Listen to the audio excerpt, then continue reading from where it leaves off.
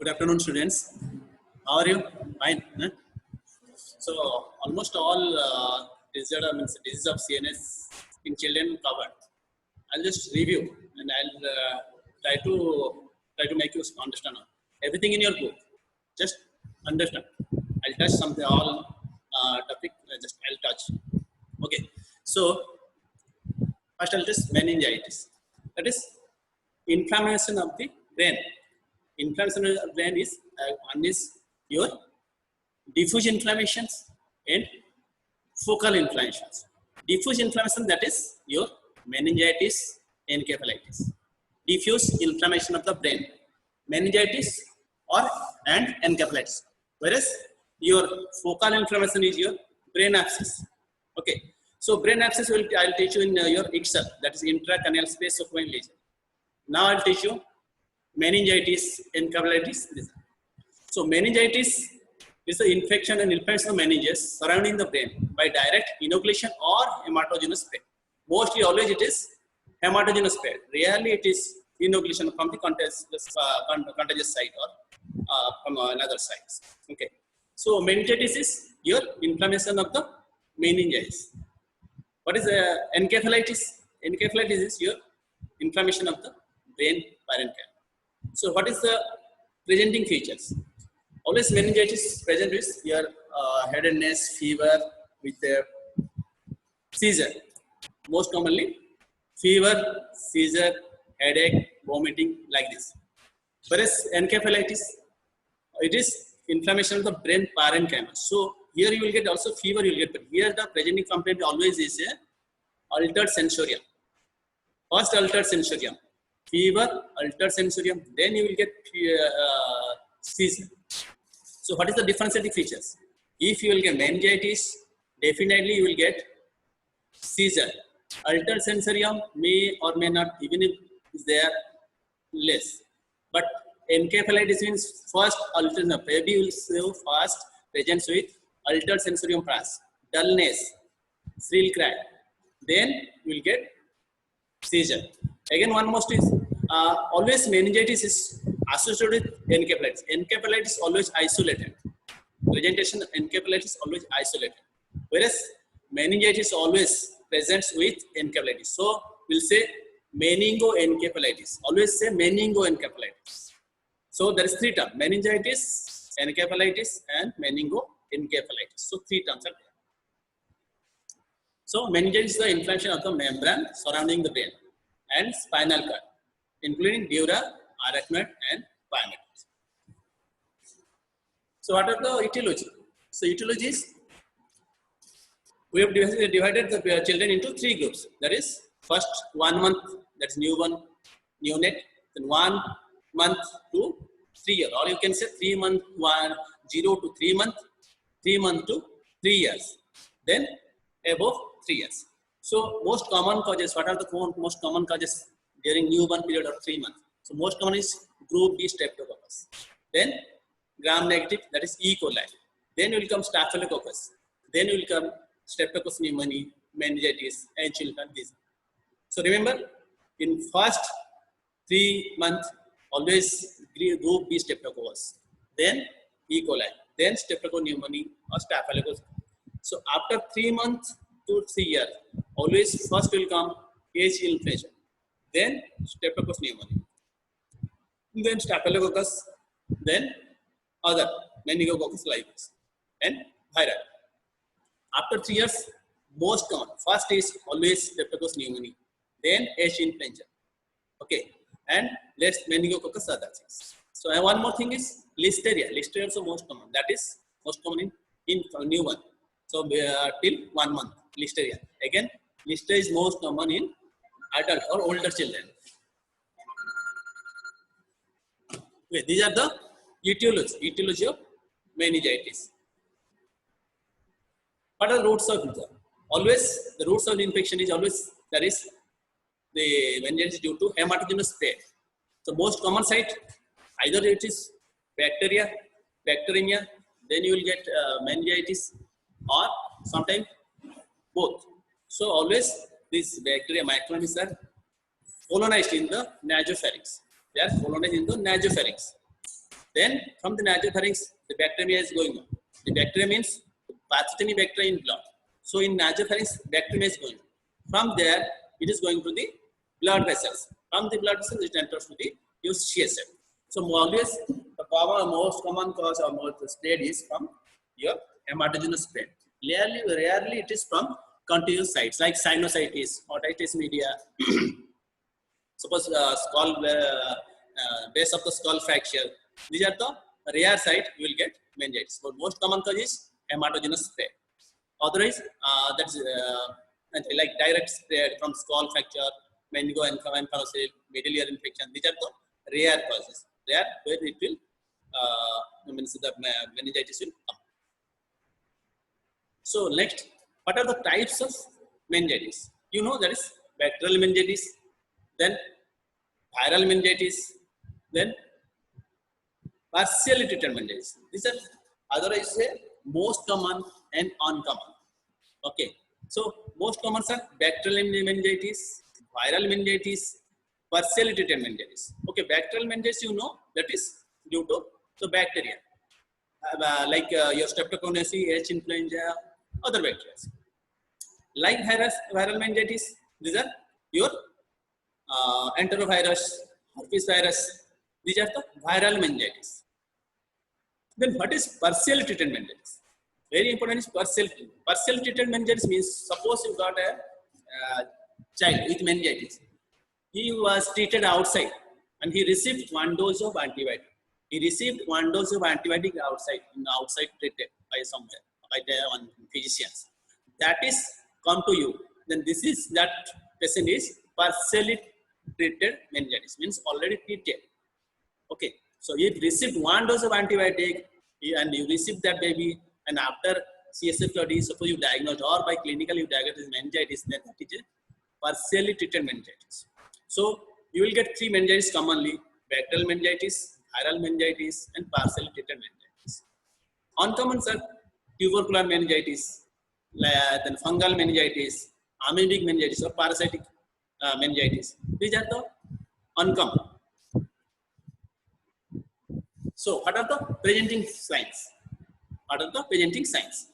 So presenting signs in meningitis all same, depending on the part affected. What are the things in our brain? How can you write? Suppose so you will get one question about clinical features or signs symptoms of meningitis. How will you write? Not this nausea, vomiting, like this. You have to write what are the parts, what are the things inside brain affected. Accordingly, they will present like this. So what are the things in your brain? Meninges, brain parenchyma, arteries, veins, neural sinuses, cranial nerves, CSF. So these are the things in your brain. So in meningitis, when there is an infection, or there is a bacterium in the nasopharynx, from the nasopharynx it enters to the blood vessels. Then from the blood vessels, it will enter to the choroid plexus of lateral ventricle to the CSF. Then from the CSF, it enter to the subarachnoid spaces, extracerebral spaces, and subarachnoid spaces. So due to either bacteria or due to inflammatory process, bodies, our first inflammation, that is exudate. That exudate becomes spread all over the brain parenchyma, your meninges, over the perivascular, around the vessels, arteries, brain, cranial nerves. So all are affected by these exudates. So what will happen when there is meninges are affected? You will get meningeal signs. What are the meningeal signs? Neck rigidity, conic signs, brucellosis signs. So accordingly you have to write. First, what are the things? Meninges. So meningeal irritation. You will what will get? One is shrill cry. Then you will get due to raised ICT. You will also get projectile vomiting, dullness, and meningeal irritation sign as your neck rigidity, brucellosis sign, brucellosis neck sign, brucellosis leg sign. These are the signs due to meningeal involvement. Then brain parenchyma. Due to when the exudates are all over covering all your brain parenchyma, then brain parenchyma symptoms or signs are will come. That is altered sensorium, shrill cry, drowsiness, dullness, refusal to feed. This thing will come, altered sensorium, and seizure. So due to meningeal involvement, your meningeal irritations, these are signs are coming. And due to brain parenchyma, you will get this altered sensorium. Next is perivascular. Perivascular means due to your around the vessels, like your arteries, vein. So you will get infarction, cerebral infarctions due to necrotizing arteritis or occlusion due to thrombosis. So you will get infarction, stroke. So you will get some focal neurological deficits. So due to meninges, due to brain parenchyma, these are the symptom signs. Due to perivascular filled inflations, or due to occlusion, or due to necrotizing arteritis, you will get cerebral infection. Due to cerebral infection, you will get focal neurological defects like hemiplegia, paraplegia. Okay. Next, these cranial nerves. Cranial nerves are affected. So what are the cranial nerves most commonly affected? This is always MCQ will come. So what are the oculomotor, optic, then fifth nerve, seventh nerve? These are the nerves affected in cranial nerves. Abducens nerve also affected. When there is raised ICT, your sixth nerve also abducens nerve. So these are the cranial neuropathy will get also in meningitis. Next is sinuses, neural sinuses. You will get also subarachnoid hemorrhage due to necrotizing arteritis. You will get subarachnoid hemorrhage. Next, CSF. Due to all that exudates are very thick, they will enter to the your ventricle. That will block the CSF out. So that causes hydrocephalus. So that is you will get communicating type of hydrocephalus. Okay. So these are the, according to involvement, you will get signs, symptoms. Okay. Then one more myth is raised ICT. When there is meningitis, you will get raised ICT. Raised ICT means raised intracranial tensions. So what are the features of raised intracranial tension? Why there is raised ICT? Raised ICT is due to your cytotoxic edema. Cytotoxic means cellular death. Cellular death, that is causes edema. The second thing, vasogenic edema. Vasogenic edema means suppose due to infection there is mediators that causes capillary leakage, that causes edema. Third thing is due to vasogenic, which is vasogenic. Third thing is interstitial edema. Interstitial edema means due to obstruction, that is CSF obstruction, that is occlusion of vein, that causes increased hydrostatic pressure, that causes interstitial edema. So increased raised intracranial tension or pressure is due to these three type of edema. Okay, then what are the features you will get in raised ICT? So you will get, that is called Cushing's strad. What is the Cushing's strad? One is bradycardia. Second thing is hypertension. Third thing is your respiratory abnormality, means either apnea or dyspnea or signs of respirations. So these three things you will get in raised ICT. That is called Cushing's strad. What are the Cushing's term? One is Cushing's strad, Cushing's syndrome, Cushing's sign. These three things you have to remember. Okay. So these are the raised ICT. One more thing, due to raised ICT, you also got, but herniation. What are the herniations? If suppose raised ICT, you have to treat immediately. Otherwise, you will get herniation. Herniation, three types of herniation again. What are the features of herniation? That is, three types of herniation is uncal herniation, central herniation, and cerebellar herniation. Three types of herniation you will get. Central herniation, uncal herniation, and cerebellar herniation. So what are the features of herniation? When there is herniation, you will get abnormal tone, abnormal posture. Abnormal posture is either cerebratory rigidity or your due to degenerate. Two types of rigidity you will get. Okay. So, and fourth thing is respiratory abnormality. Okay. Then bradycardia, hypertension. So 5 things you will get. Decerebrate rigidity. Okay. So 5 things you will get. One is tone, posture, respiratory abnormality, bradycardia, hypertension. So 5 things you have to see. If these are present, then there is chance of herniations. So when you will write signs and symptoms of meningitis, you have to write accordingly. That's meningeal irritations, brain parenchyma involvement, then your artery, vein, dural sinuses, then you have to write cranial nerves, spinal nerves, then CSF. So accordingly, you have to write the signs and then easily you can remember, you can write everything. Okay. These are the Kernig signs, the Burzynski sign. So, how can you diagnose meningitis? So, to diagnose meningitis, you have to do CSF analysis by lumbar puncture. So, another important question is lumbar. How to do lumbar puncture? So, usually when you will do go for lumbar puncture, what is the position of the baby? So, always if it is older children, always lateral decubitus means lateral side. Lateral decubitus position is a right position. Otherwise, in small baby like infants, in sitting position, lying forward is the best position to prevent cardiopulmonary problems. Okay, so infant it is best to sit and lying forward, and older children is decubitus positions. Then what to do?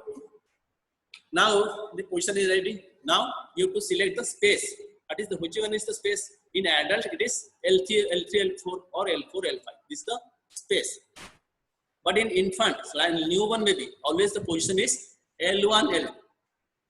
Newborn baby means 1 month baby, your space is disk space is L1, L2. Older children it is L3, L4. These two you have to remember. Now, how do you know that this space? So what you will say? You have to do iliac crest. From the iliac crest, you draw a line, perpendicular line to the vertebra. Where it will touch, that is the space of L3, L4. But in children, it is space is that little bit, your vertebra, your column is little bit high. So you go for L1, L2. Now your space, you got the space. Now what is the, so then you have to take needle.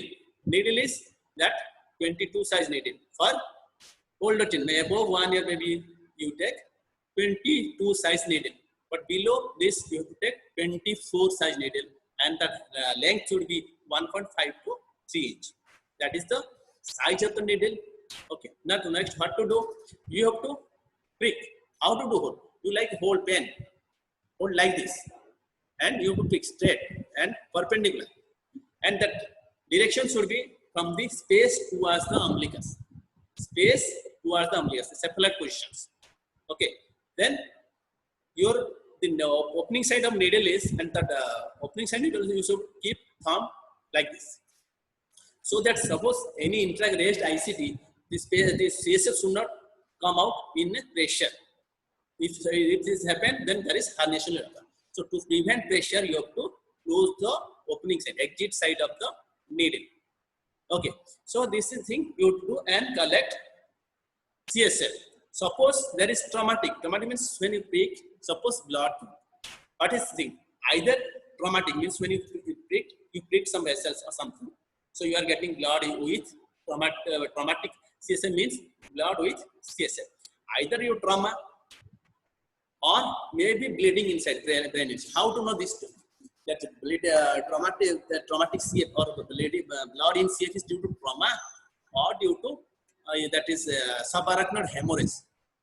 To know this, if you are getting once blood in CSF, you go upper space.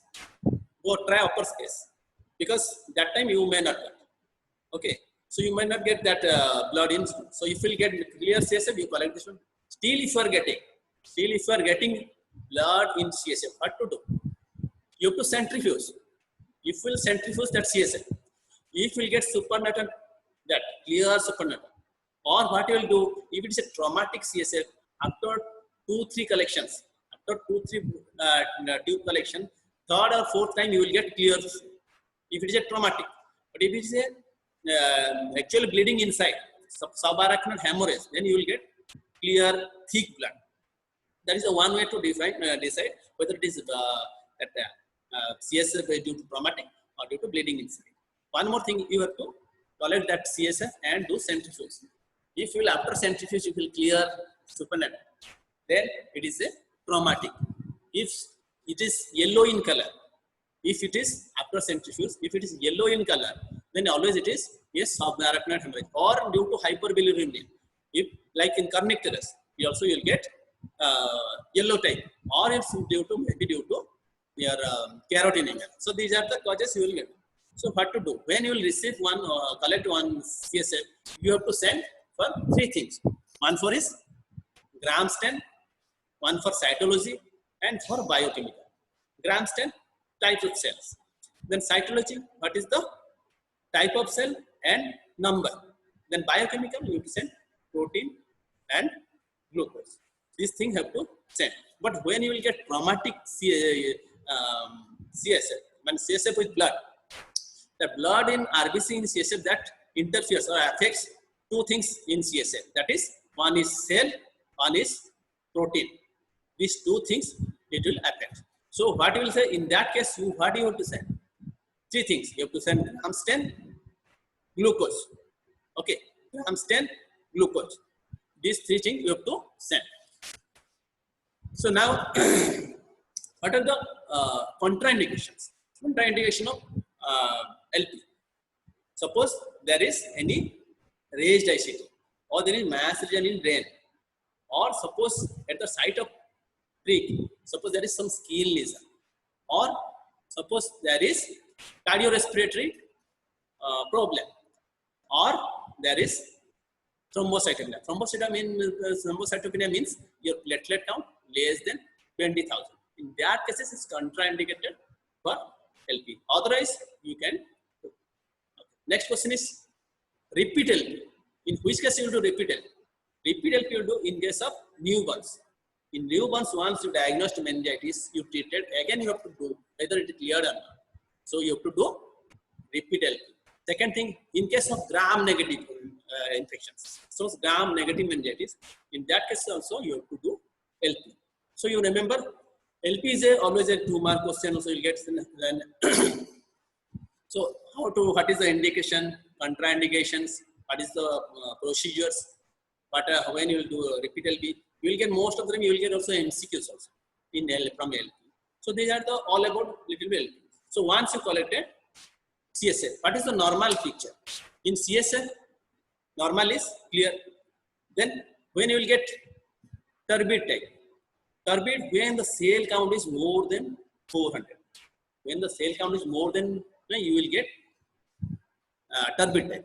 Cloudy more than 500. In turbid, when cell count increases was but 400, but cloudy it is more than 400. 400 more than that is turbid and cloudy. So usually you will get turbid conditions in bacterial meningitis, cloudy tubercular meningitis. So in that cases, this is the appearance of them. Then next is cell. Which type of cell? Normally you will get lymphocytes. Normally you will get lymphocytes, that is 5 in number. Normally, but when there is any bacterial meningitis and or viral meningitis, it will increase to up to 1,000, 10,000. Okay, but viral it is maximum 1,000. Bacterial tubercular meningitis, parcellinated meningitis, in there it will go to 10,000. Okay, next is glucose. Normally you remember glucose or protein. Protein it is 50, 15 to 50, 15 to 50 milligram per deciliter. Protein and glucose you remember like this approximately. But in children it is, suppose newborn baby or till 1 month baby, it is the glucose is 120 milligram per deciliter. Okay, so it will come to normal adult level, or in older children level it will take 3 months. Okay, so these are glucose is like this. One more thing you remember. So CSF glucose is 2/3 of blood glucose. Okay, CSF glucose is 2/3 of blood glucose, and blood glucose is 15% less than the serum glucose. That means glucose in serum is more than blood glucose, then CSF glucose. Because CSF in the serum there is no RBC nothing, so that is glucose more. But in blood these RBC or all cells use that glucose. So little 10 to 15% less you will get in blood glucose. Again, CSF glucose is 2/3. If it is 100, it's 2/3, means 60% of blood glucose. So what happens? So when there is a bacterial meningitis, what will happen? This blood glucose will go down. Bacterial meningitis, blood glucose will down. Because the bacteria use that glucose. And sometimes due to seizures and illness, the glucose also used. So that CSF glucose will go down. But how to know? And sometimes when you will do any procedure due to anxiety, stress, blood glucose also will go down. Same time CSF. Now question is, this glucose, CSF glucose gone down due to stress or due to bacterial means, how to know? For this, before you do any puncture, lumbar puncture, you have to collect blood glucose. Then you go for CSF glucose. Okay. So this you should remember always. The next question is, so in bacterial meningitis, tubercular meningitis, and your partially treated meningitis, always glucose will go down. Whereas protein always increased, but in balance may or may not. Okay. So, but bacterial meningitis, tubercular meningitis, partial meningitis, protein will, because why? There is damage. Protein, where there is damage to cell, protein will release to your CSF. So you will get increased protein. So protein in CSF will rise. So in bacterial meningitis, tubercular meningitis, and your partially treated meningitis, your glucose count will go down and CSF count will rise. Okay. So again, next question is type of cell. Normally you will get 5 cells in CSF, but in children it is 15 to 30. Maximum 30 is normal. Newborn baby, I'm telling you 1 month baby. Till newborn baby or 1 month baby, your CSF cell is number is 30 and type of cell is lymphocytes. Now question is, which type of cell you will get in bacterial meningitis? Always bacterial meningitis, your cell is polymorphonuclear cell. Polymorphonuclear cells. Viral, always it lymphocytes. Tuberculosis always in early stage you will get polymorphonuclear. Later period you will get lymphocytes. In partial treated meningitis, early in acute stage. In early stage you will get viral. Later stage you will get polymorphonuclear cell. So you will confuse where? You will confuse between partial treated meningitis and tubercular meningitis. Remember, you will be confused always partially treated meningitis and tubercular, because in both initially you get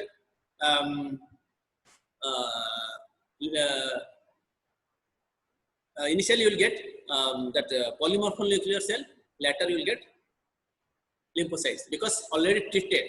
In bacterial meningitis not treated, so you will get later period polymorphonuclear cells. But in partially treated meningitis, once receive antibiotic, that will kill all bacteria, polymorphonuclear cells. So you will get only lymphocytes. Same in tuberculosis, early you will get polymorphonuclear cells, later lymphocytes. So you will be always confused with tubercular meningitis and partially treated meningitis. So next way to how to differentiate these two. For tuberculosis, other things you have to do. Mantoux test and presentation are different things. So from this you have to differentiate. These are the meningitis. Okay. Then other parasitic meningitis, are amoebic meningitis, fungal meningitis. Okay. So what are the treatment? So always the treatment should always start steroids. Why? Because the damage is not only due to your bacteria, also inflammatory reaction of our body. That causes both causes by release your mediators. So those things we want to give or medicines there, that will decrease these mediators, same time inflammatory, same time adhesions. So 3 things should be decreased, and the drugs will give that will reduce these 3 things. One is mediators, produce inflammation, anti-inflammatory action, and adhesions. These 3 things. The best choice is the steroid, and the best choice again is dexamethasone. So you have to start dexamethasone before you start any antibiotic, or within 1 to 2 hours of first dose of antibiotic. That is the dose is 0.15 milligram, 6 hours you give for 2 days. 4 days, you have to give 2 days. Otherwise, it will suppress in anti-inflammatory action, immunosuppressive therapy. Like. So 2 days you have to give. Then you have to antibiotic you have to start according to your bacteria. Then next question is how many days you give? If it is a gram-positive bacteria, you have to give 10 to 14 days. If it is gram-negative bacteria, you have to give 3 weeks or 21 days. This is the duration of antibiotic, and your choice of antibiotic is according to, suppose influenza, you have to give ampicillin. If you are doing Streptococcus pneumoniae, then you have to give third generation cephalosporin. So best choice is start with ceftriaxone and vancomycin. Okay, this is the first choice to start antibiotic in meningitis. This is all about meningitis. That the complication. What are the complication is said according to you. Like what are the complication you will get?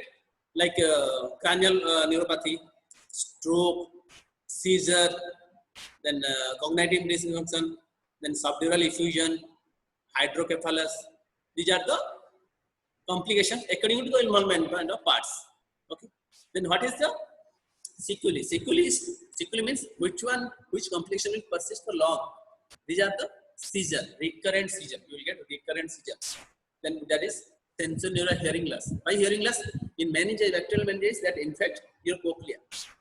In meningitis, that will infect your cochlea. So you will get cochlea sensory neural hearing loss. So sensory neural hearing loss is a most common complication in children due to meningitis. Next is also visual disturbance you will get, cognitive impairment, behavioral problem. So these are the complications. Most common is recurrent seizure, sensory neural hearing loss. These are the sequelae you will get in meningitis in later period. Next, CP. What is CP? Cerebral palsy. Cerebral means any insult to the cerebrum. Palsy means either paresis or paralysis. So any insult to the cerebrum during growing period or in newborn period or infancy time, that latter period causes paresis or paralysis or limitation of activities. So CP is a diagnostic term. Diagnostic. Okay. So CP is a diagnostic term. So cerebral palsy will say that is insult to brain during infant or during in utero, or you can say newborn period, that leads to some limitation of activities in future. So cerebral palsy is a static encephalopathy. Static means whatever the damage happened, it will stay. It will not progress. Okay, whatever the damage already occurred, it will stay. It will not progress. So cerebral palsy is a non-progressive static encephalopathy. Okay, but that causes always limitation activities, that is limitation of motor activities, all motor activities. Sometimes these motor activities are associated with sensory, cognitive, other orthopedic some problems. Okay, so mainly that is motor activities. And in cerebral palsy, whatever the milestones achieved, suppose postnatal something of meningitis, suppose strokes, anything, that in growing brain, anything insult to the growing brain, that causes later period, that is palsy. So in that period, whatever the baby achieved milestones, that will not lose. Okay, but he can not achieve new milestones. Okay, so whatever the damage happened, it will stay. No new damage, but the low activities, that activities, limitation of activities, sometimes with treatment or with some using some helpful like wheelchairs, like some braces or like orthopedic corrections can improve. Okay, so that is cerebral. Cerebral palsy is insult to the growing brain that causes some damage or some permanent movement disorder, leads to limitation of activities, that is only motor, associated with sensory and others. So next is question is classification. Important is here classifications. Okay, what are the physiological classification? Physiological classification means what are the movement disorder, what are the motor abnormality happened in your cerebral palsy. So physiological say that is 3 types: spastic type, dyskinetic type, and your atonic. These 3 type of physiological. So remember, cerebral palsy is a long question and long case in your exam, long case. So they will ask classification, what is CP, what is the neuropathology, all everything, pathogenesis, pathology, classifications, and treatment. So you will get long question, also long case in here. So you remember what is CP, what are the classification. In your book written only topographical written. Topographical means only what are the limbs affected. According to limbs affected, topographical. But physiological means what are the major motor abnormality. Motor means spastic, means pyramidal involvement, extrapyramidal. When there is pyramidal tract involvement, pyramidal tract is your corticospinal tract. When there is pyramidal involvement, you will get spastic type. When there is extrapyramidal, you will get that atonic, dystonia, dyskinesia, athetic, choreoathetoid. This type of cerebral palsy you will get. So physiological means spastic,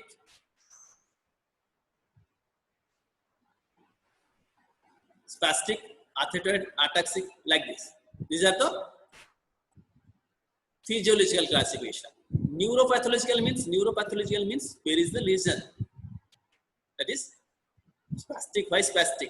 That is parasagittal injury. Parasagittal, when there is a two cerebral hemisphere in between the space. So parasagittal. When there is diffuse whole brain. So in neuropathological you will get parasagittal injury, periventricular leukomalacia. In preterm maybe there is periventricular leukomalacia. So you read, when you will read hypoxic ischemic encephalopathy, you will read that what are the neuropathological changes in term maybe and preterm maybe. These are the neuropathological classifications. Okay, neuropathological class means pyramidal tract, extrapyramidal. Physiological means spastic, spastic, dyskinetic, atonic. Physiological classification. Neuropathological classification: pyramidal, extrapyramidal, mixed. Okay, pathogenesis is thing that is what are the changes occurs in brain. Topographical according to body parts affected, like your diplasia, quadriplasia, hemiplasia. Okay, so according to topography. What is the difference here? Why we are saying here diplasia? When there is involvement of lower limb in adult, we will say it's a paraplegia. But here we are saying it's a diaplegia. Why? What is the difference between diaplegia and paraplegia? Paraplegia means mainly lower limb involvement. But here what happened? There is four limb involvement, but lower limb is involved more than upper limb. So age 4 limbs are involved, but maximum in lower limb. That's why it is diaplegia, not paraplegia. In paraplegia only lower, but diaplegia here 4 limbs are affected, but mostly or mainly lower. So where we are using spastic diaplesia. So according to physiological classification, spastic type, dyskinetic type, atonic type, athetoid type. These are the physiological. Neuropathological, pyramidal, extrapyramidal, mixed. Topographical, hemiplasia, diplasia, quadriplasia. Okay. Then according to severity, if you say severity according, so these are classifiers you have to remember, not in your book. In your book only written topographical. According to severity, it is mild type, moderate type, severe type. According to tone, it is hypotonia, hypotonia. These two terms. Okay, hypotonia, hypotonic CP, hypotonic CP. Next is according to function. So physiological, anatomical, topographical, functional. Functional means according to the limiting ability and limitation of activities. According to that functional, it is divided into 5. Grade 1 to grade 5. Okay, grade 1 means without any limitation of activity, only weakness is that he can means the baby can do all, or the child can do his activities, normal daily activities. 2 means with help of some medicines. If there is a restriction with some medicines, he can do his activities. 2. Grade 3, using some helpful assets with help of some wheelchair, like sticks, he can do, he can walk. Then grade 4 is use of wheelchair, he can move or he can do some activities. That is grade 4. Grade 5 means with the help of someone and caretaker. So these are the functional activities. According to functional activities, what are the abilities and limitations? According to that, that is 5. So these are the classifications: physiological classifications, topographical classifications, neuropathological classification, severity, tone, function. These are the classification of CP. Next is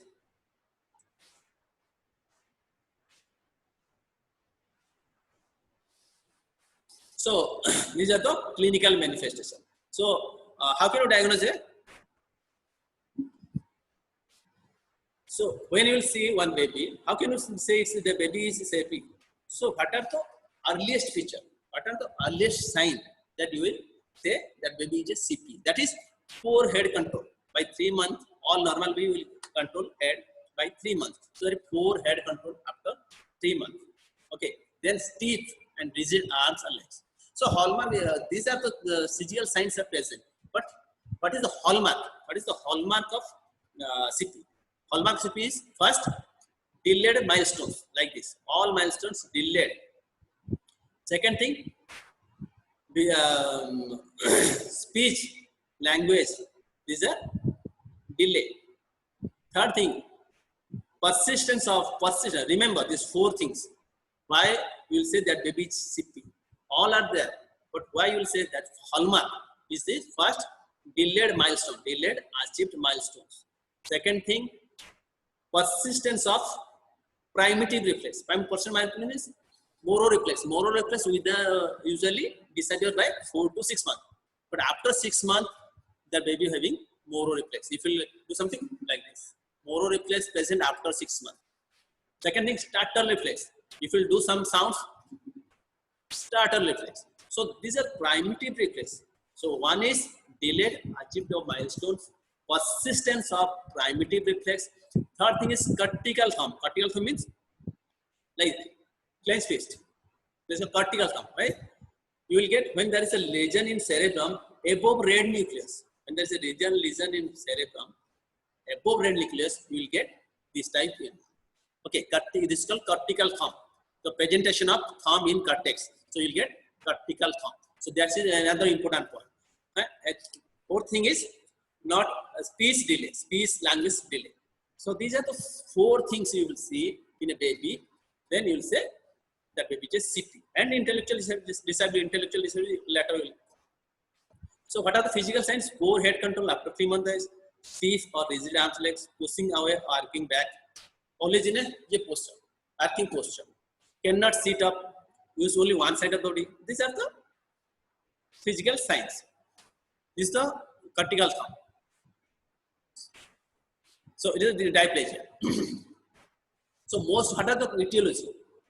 Etiology is, so there is 4 types of spastic diplegia, spastic hemiplegia, spastic quadriplegia, then atonic or dystonic CP, or you can say athetoid CP. These are the spastic diplegia. What is spastic diplegia? Is most common in preterm babies. Spastic diplegia you will get in preterm, because in preterm babies, in that white matter, this oligodendroglia in white matter, they are immature till 32 weeks.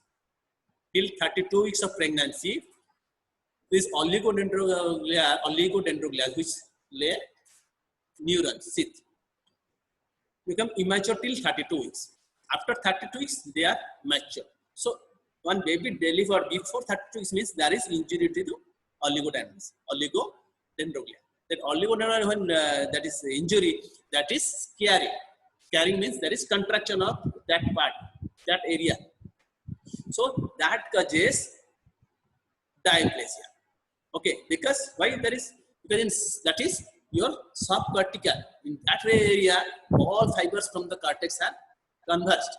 So you will get maximum damage, or you will get diplegia severe. Okay, same times there is subcortical also damage. So you will get also subcortical damage. Below cortex there is subcortical also damage. Not only in white matter, you will get subcortical also damage. So in what happened in spastic diplegia, you will get mostly in preterm babies due to periventricular leukomalacia, that is due to damage to the immature oligodendroglia. And here you will not get any intellectual disability. Here you will not get intellectual disability, or you will not get seizure here because you are not touching the cerebrum. You are getting below cortex area. Your gray matter or not white matter only damage. So here you will get learning disabilities.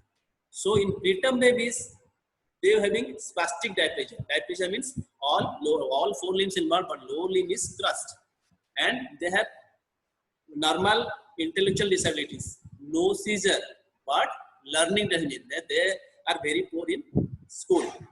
Okay, these are the spastic diplegia in preterm. Whereas your spastic hemiplegia you will get in term baby. Term baby means the etiology is when there is a damage antenatal period. Antenatal period means there are TORCH infections. What is TORCH? Toxoplasmosis, R for rubella, C for cytomegalovirus, H for herpes. When there is TORCH infection only second trimester or third trimester, that will happen. What will happen when there is toxoplasmosis infection? There is periventricular calcification, that causes contraction, that causes letter CP. Cytomegalovirus also causes intraventricular calcification infection, that causes letter is CP. Okay, so TORCH infections or maternal any infections or maternal any condition, illness, that causes in damage to growing brain, later that baby will be CP. Like this during natal period, so during delivery time, maybe not cried immediately. That is hypoxia to brain. That is called hypoxic ischemic encephalopathy. That is also later period causes your CP. Postnatal means any stroke or any suppose meningitis, encephalitis. That may be in growing period within 1 month. That period causes CP in later period. Okay, so these are the etiology. So in preterm baby you will get spastic diplegia. Okay, or infections or inflammations that also causes. Spastic hemiplegia you will get in term babies due to HI infection. You will get spastic hemiplegia.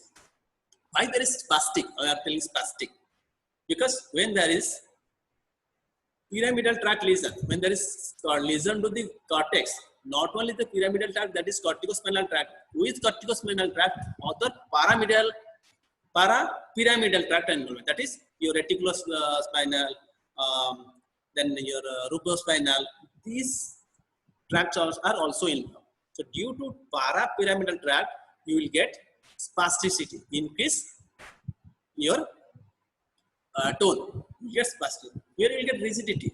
Rigidity means you will get when there is extrapyramidal tract involvement. When there is extrapyramidal tract involvement, you will get rigidity. In spasticity, what happened? All anti-gravity muscles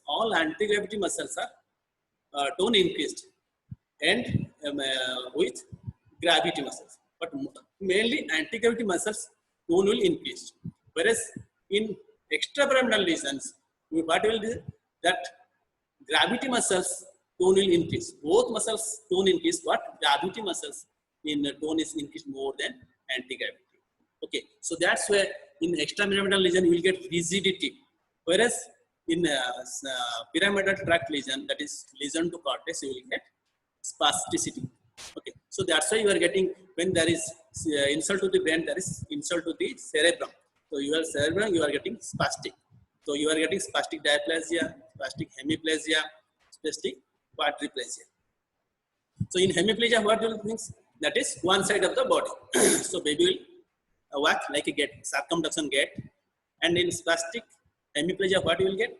There is intellectual decrease your intellectual disability because there is frontal lobe involvement. So you will get decreased intellectual disability, again seizure.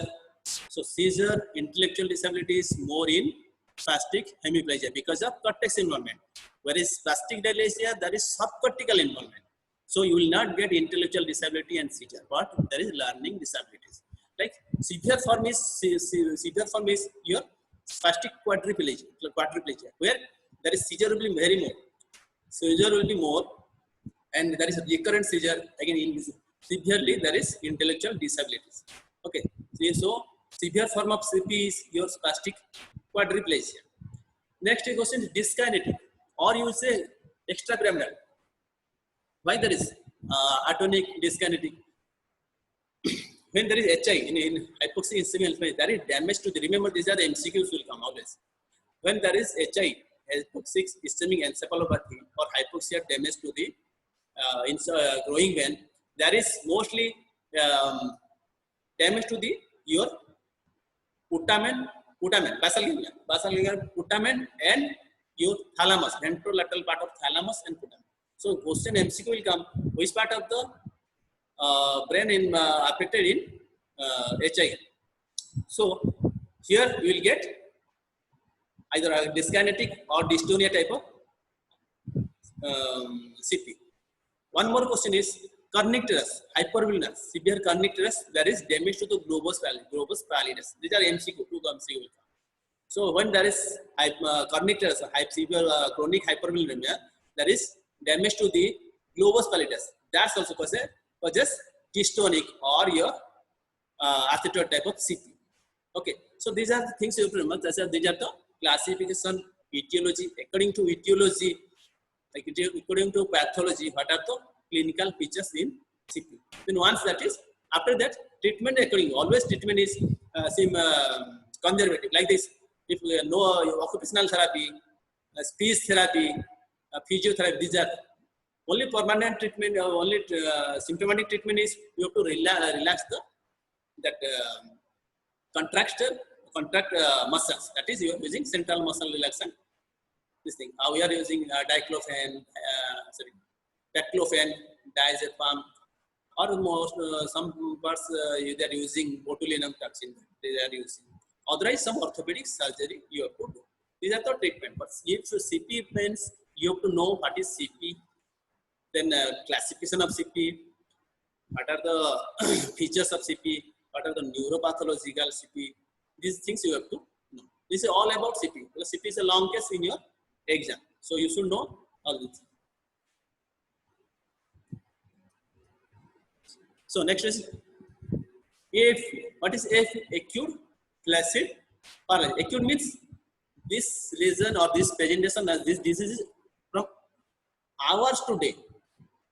Hours to day is acute. Subacute, days to week. Incidence, month to year. Remember this. Acute means it is hour to day.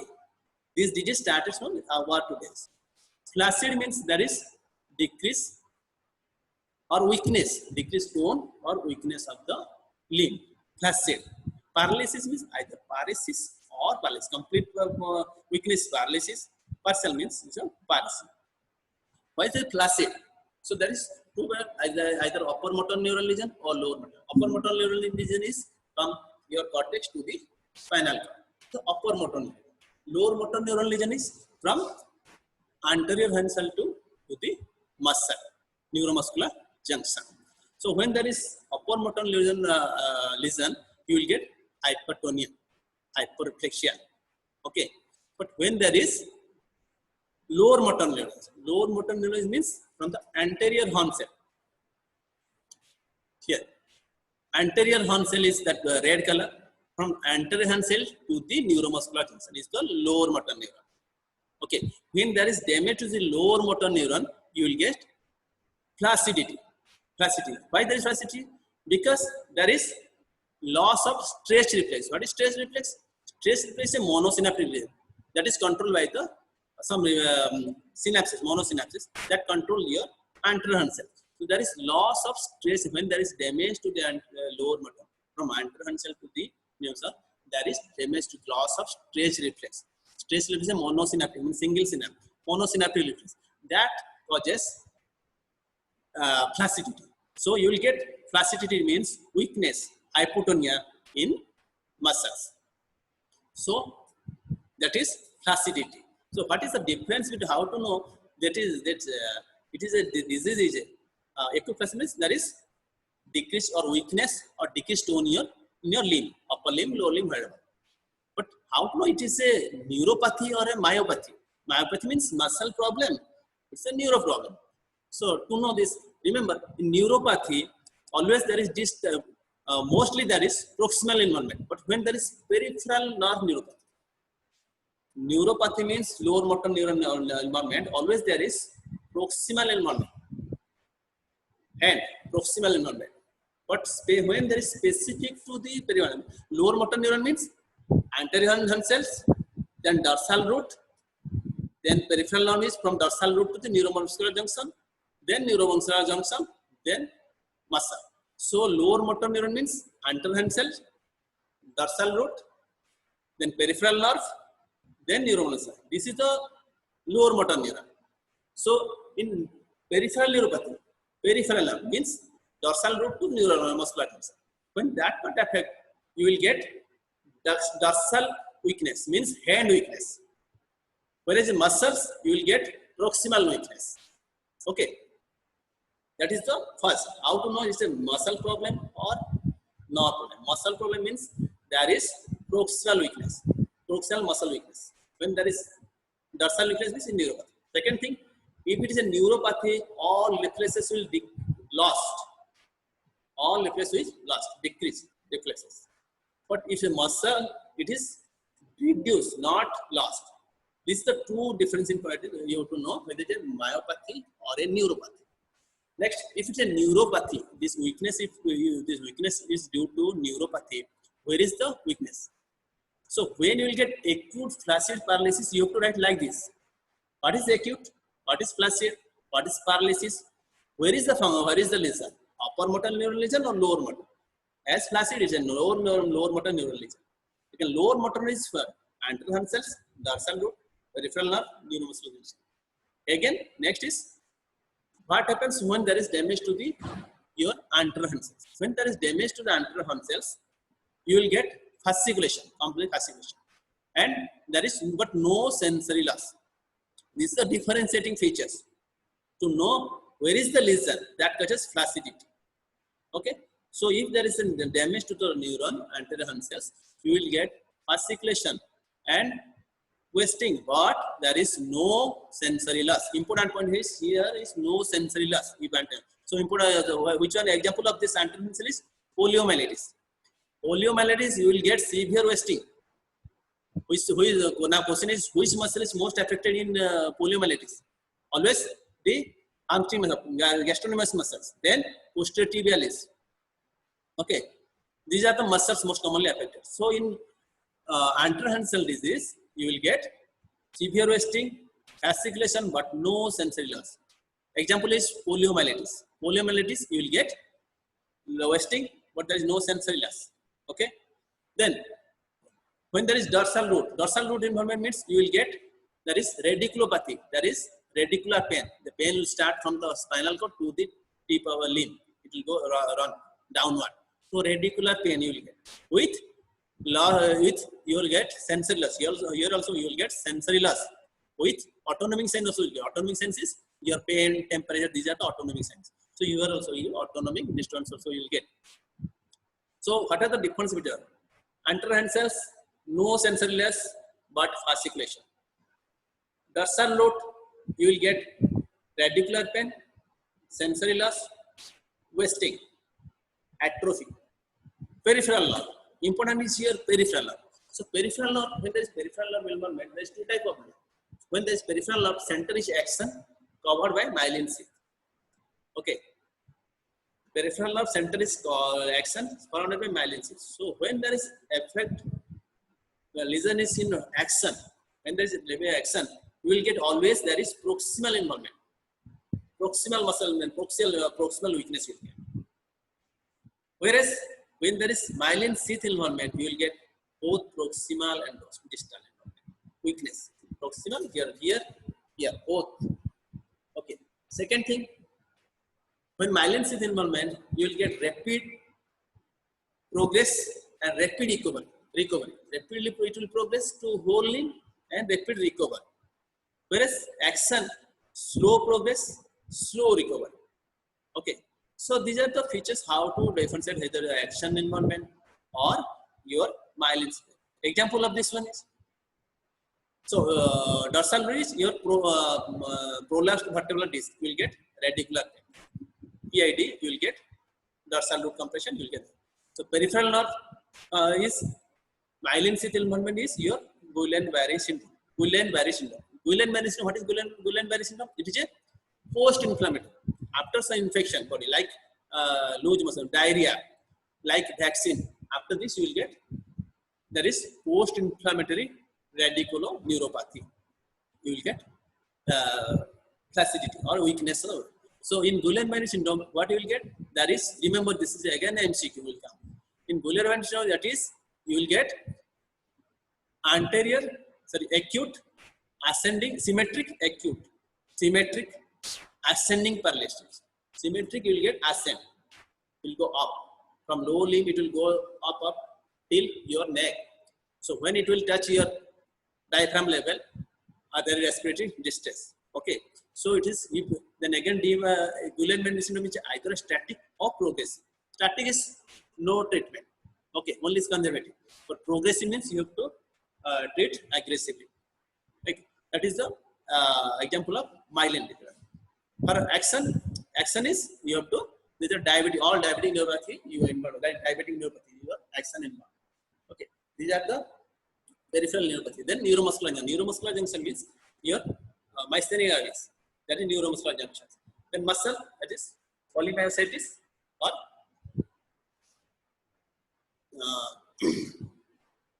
like this. So these are the acute flaccid. So in acute flaccid means you have to write poliomyelitis. Mainly you have to write poliomyelitis. Okay. So ICSL, two things you will remember. ICSL means intracranial space occupying lesions, and SIORA. SIORA is spinal cord injury without radiological abnormality. This is a term. Two terms in CNS you have to remember. One is ICSL, one is SIORA. Intracranial space occupying lesion means three things. All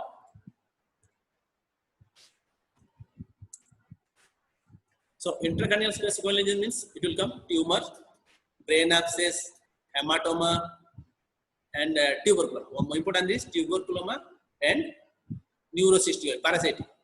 So parasitic, neurocystial, tuberculoma, hematoma, then tumor. These are the lesion. What is the difference between important point is tuberculoma and neurocystial? Tuberculoma, that is always infratemporal, means posterior and posterior. Four things you have to differentiate: neurocystial cirrhosis and tuberculoma. Tuberculoma always single in number, posterior fossa, more than 15 mm size. These are three things. Neurocystic cirrhosis, always it is supratemporal, means in parietal or frontal lobe, multiple in number, and less than 50 mm size. These are three features that differentiate neurocystic cirrhosis from tuberculoma. And CT findings you will there. In CT, you will get tuberculoma, you will get a discrete lesion with mass effect. But neurocystic cirrhosis, you will get a ring enhancing lesion with center. There is a scolex. These are the CT findings that differentiate tuberculoma. These are the MCQ you will get again. These two. Okay. And tumors in 1 year baby, you will always get supratemporal tumors. These are most known as astrocytoma. And 1 to 10 years, always it is infratemporal. Again, after 10 years, it is again supratemporal. Always that is astrocytoma is the most common intracranial tumor in children.